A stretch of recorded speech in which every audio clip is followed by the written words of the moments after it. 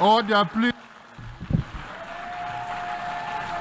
Ladies and gentlemen, order.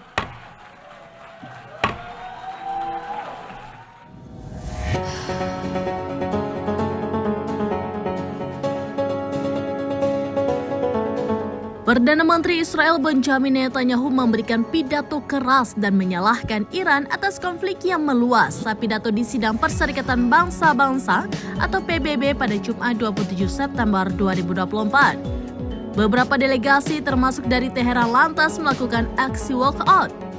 Dalam pidatonya, Netanyahu menyebut musuh-musuh tengah berusaha menghancurkan Israel.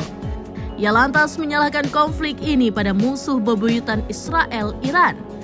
Netanyahu mengatakan bahwa Israel membela diri terhadap Teheran di 7 bidang. Dirinya memastikan tidak ada tempat di Iran yang tidak bisa dijangkau militer Zionis. Lebih lanjut dikatakannya, tentara Israel telah melawan dengan keberanian. Pernyataan Netanyahu lantas mendapat sambutan tepuk tangan dari para peserta.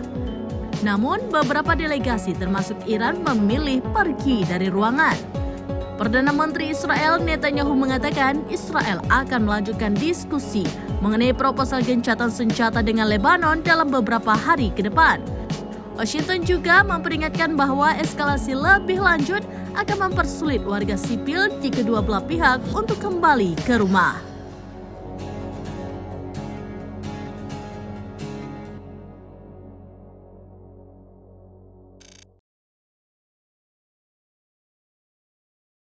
Download Tribun X sekarang, menghadirkan lokal menjadi Indonesia.